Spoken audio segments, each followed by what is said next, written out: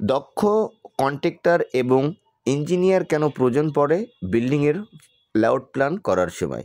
দর্শক, আজ এই ভিডিওতে সেটাই দেখবেন। এখানে এই বিল্ডিংয়ের টোটাল যে কাজটা করা হয়েছে, প্রচুর পরিমাণ ভুল কাজ করা হয়েছে এই বিল্ডিংয়ের ফাউন্ডেশনে। ভুলগুলো কি কি?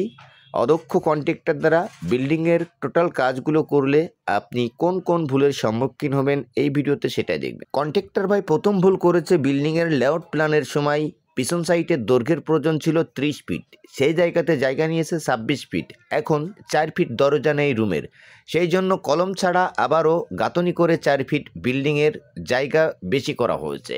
দ্বিতীয়তম ভুল, কলমে 16 মিলি রড 4 পিস করে দিয়ে এই ফাউন্ডেশনের কলম করার কথা ছিল, সেই জায়গাতে তিনি 4 পিস করে 12 মিলি রড কলমে দিয়ে এই দুইতলা ফাউন্ডেশনটি করছে। এখন বিল্ডিংয়ের সমস্ত 16 মিলি রডগুলো বেঁচে আছে। এখন এই ধরনের ভুল আসলেই কি মেনে নেওয়া সম্ভব? তো আমরা আজ যশোর থেকে বেনাপোল ভিজিটে যাই। পোস্টের বিল্ডিংটার সামনে একটি পোস্ট আছে, সেই পোস্টের জন্য 9 ফিট পোস্টের কলমটার সাইজ করা হয়েছে। দর্শক, এখানে বিল্ডিংয়ের টোটাল ডিজাইনটা খুবই ইউনিক। 12টি কলম, 810 স্কোয়ার ফিট এই বাড়িটার ছাদ, 100% 85 পয়েন্ট জায়গার উপরে এই 3 বেডরুম বাড়ির ডিজাইনটা করা হচ্ছে।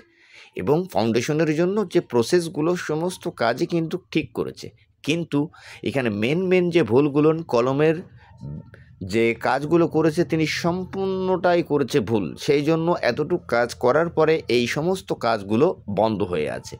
বিল্ডিংয়ের যে বিমের কাজ করবে বা অন্য যে কাজগুলো করাবে, সেই কন্ট্রাক্টরকে বাদ দিয়ে আজ আমাদেরকে এই বিল্ডিংয়ের টোটাল কাজের হ্যান্ডওভারটি দেওয়ার জন্য কথাবার্তা কমপ্লিট করা হয়েছে।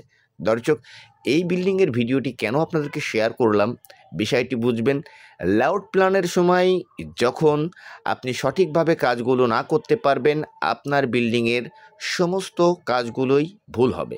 দেখে নিন, আমরা আজ ঘুরতে আসছিলাম, মহাজনরা সাইটে আছে, এবং এই সাইটের এই যে ভুলগুলো, এটা কিন্তু খুবই গুরুত্বপূর্ণ ভুল। যখন বিল্ডিংয়ের দরজা পাওয়া যাচ্ছে না, তখন যে কলম ছাড়া আবারও এখন এখানে যে কলমের রিনগুলো দেওয়া হয়েছে, সমস্ত জায়গাতে 4 পিস 12 মিলি রড দিয়ে আপনার 7 ইঞ্চি পরপর রিনগুলো বাঁধা হয়েছে। রিনের রডে কোনো জায়গাতে হুক দেয় নাই।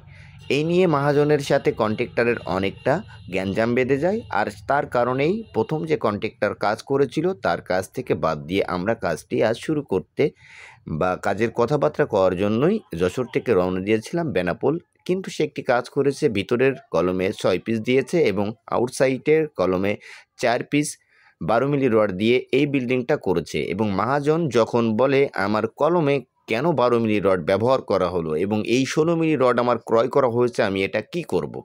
তো দর্শক, তারপরে যে এই সমস্ত সমস্যা বা ভুলগুলো কন্ট্রাক্টরের সামনে চলে আসলো, আর তার কারণেই এই বাড়িটার টোটাল কাজ বন্ধ হয়ে আছে। আমরা সাইটে আজই ভিজিটে আসলাম এবং বাড়িটার টোটাল কাজের যে প্ল্যানটা সেটা দেখলাম, সমস্ত বিষয়গুলো জানলাম। তো এই পর্যন্ত মিস্ত্রি খরচ হয়েছে 40,000 টাকা, দিয়ে কন্ট্রাক্টরের সেপারেট করে দেওয়া হলো। তো অবশ্যই আপনারা বাড়ি যখন করবেন, ইঞ্জিনিয়ার প্ল্যানে কাজগুলো করবেন, এটাই দেখে নিন।